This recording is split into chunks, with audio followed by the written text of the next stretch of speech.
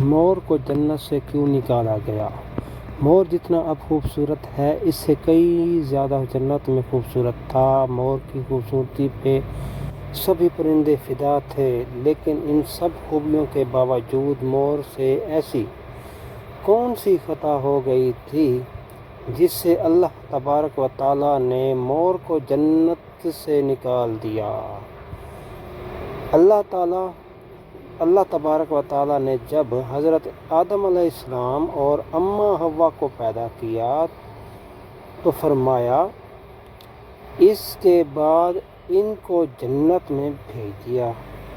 وہ دونوں جنت میں بہت ہی پرسکون رہتے تھے، بہت ہی لذیذ میوے پھل اور کھایا کرتے تھے۔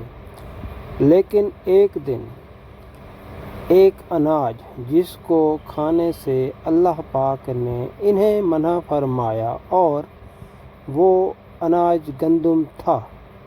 چونکہ شیطان حضرت آدم علیہ السلام کی وجہ سے جنت سے نکالا جا چکا تھا، اس وجہ سے شیطان کی حضرت آدم علیہ السلام سے دشمنی پیدا ہو گئی تھی۔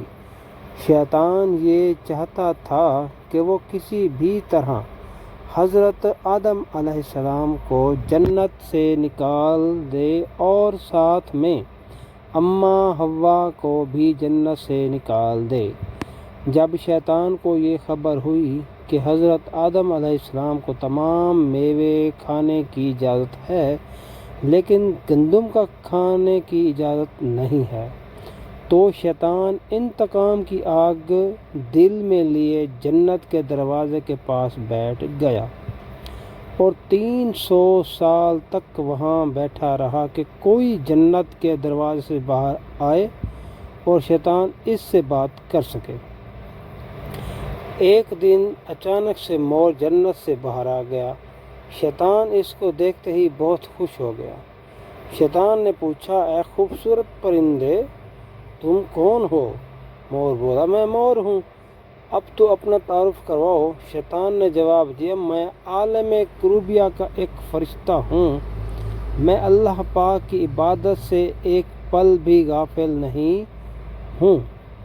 میں چاہتا ہوں کہ میں جنت میں جاؤں، وہاں کی نعمتوں کا اپنی آنکھوں سے مشاہدہ کروں۔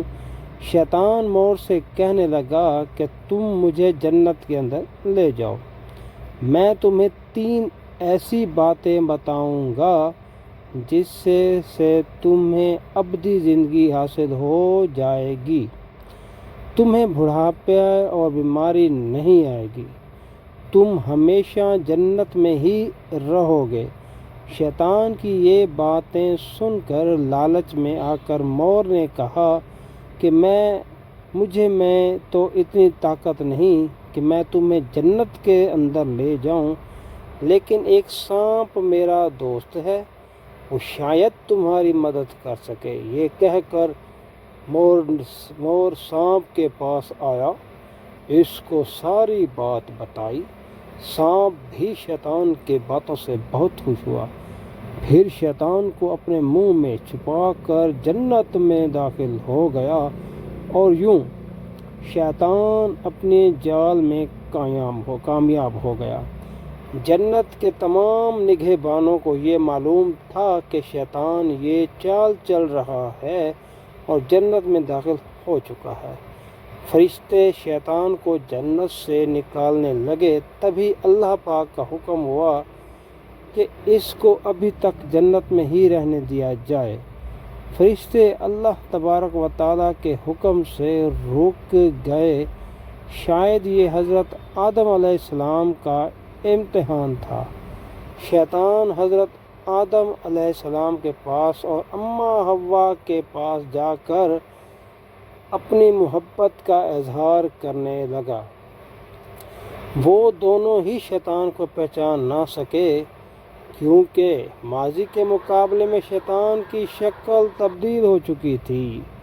شیطان کہنے لگا کہ میں چاہتا ہوں کہ آپ دونوں ہمیشہ جنت میں اسی طرح ہنسی خوشی زندگی گزاریں، ہمیشہ خوش رہیں حضرت آدم علیہ السلام اس کی بات بہت غور سے سننے لگے۔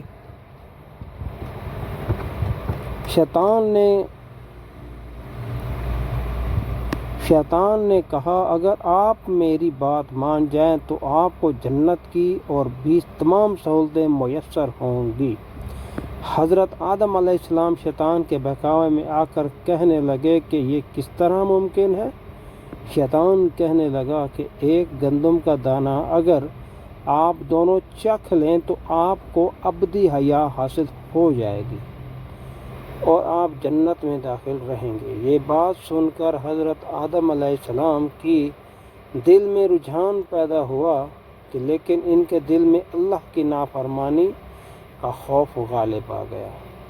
جب کہ اماں حوا جو شیطان کی باتوں میں آ گئی، جس پر اماں حوا نے حضرت آدم علیہ السلام کو راضی کر لیا، پھر اس کے بعد دونوں نے اس گندم کے دانے کو چکھ لیا۔